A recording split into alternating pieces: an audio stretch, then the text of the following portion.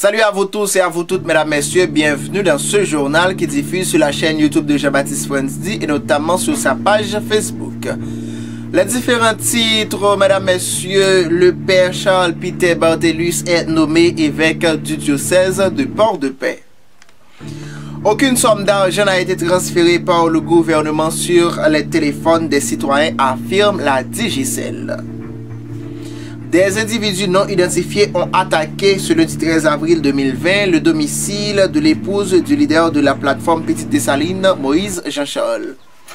À l'échelle internationale, le pape François appelle à l'annulation des dettes des pays pauvres. Donald Trump a annoncé ce mardi 14 avril la suspension de la contribution à l'Organisation mondiale de la santé. Le développement du journal, mesdames, messieurs, c'est dans un instant.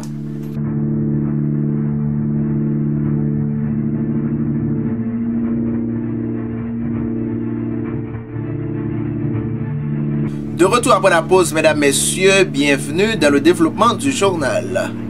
Le père Charles Peter Barthelus est nommé évêque du diocèse de Port-de-Paix.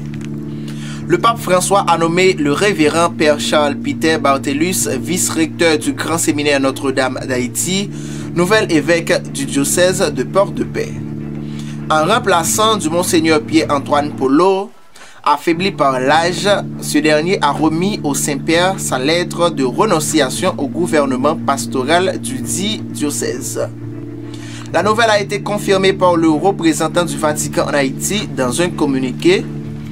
L'annonciature apostolique est heureuse de communiquer aux fidèles catholiques et à tout le peuple haïtien que, voulant pourvoir au bien pastoral du diocèse de Port-de-Paix, le pape François a nommé évêque de la dite église, particulièrement le révérend père Charles Peter Barthelus, a indiqué le nonce apostolique Eugène Martin Nguyen dans un communiqué datant du 13 avril 2020. Aucune somme d'argent n'a été transférée par le gouvernement haïtien sur les téléphones des citoyens, affirme la Digicel. Cette initiative n'est qu'un projet, assure la Digicel, qui apporte un démenti formel à propos des rumeurs circulant sur des éventuels transferts d'argent par le gouvernement aux citoyens haïtiens sur les téléphones portables à travers Moncash. Des individus non identifiés ont attaqué ce lundi 13 avril 2020 le domicile de l'épouse du leader de la plateforme Petite Dessalines, Moïse Jean-Charles. Cette attaque s'est soldée par un mort et un blessé. Le leader de l'opposition a dénoncé cette attaque armée contre le domicile de son épouse situé dans la commune de Milo, dans le département du Nord. Jean-Charles Moïse a révélé qu'un mort a été enregistré lors de cette attaque. La victime, Anna Liguen, cher enfant, et un blessé grave qui reçoit des soins dans un centre hospitalier. Le militant politique qui a précisé plus loin que son épouse ne vit pas dans le pays et n'a pas donné plus de détails sur l'incident.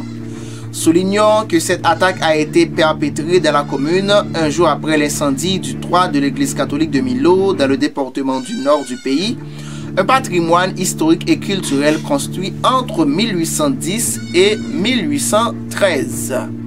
Le pape François appelle à l'annulation des dettes des pays pauvres.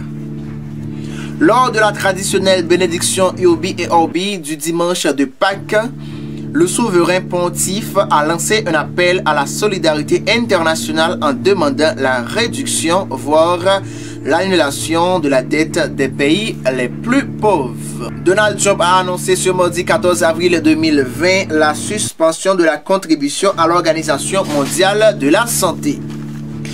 Aujourd'hui, j'ordonne la suspension du financement de l'Organisation mondiale de la santé pendant qu'une étude est menée pour examiner son rôle dans la mauvaise gestion et la dissimulation de la propagation du coronavirus, a lancé M. Trump depuis les jardins de la Maison-Blanche.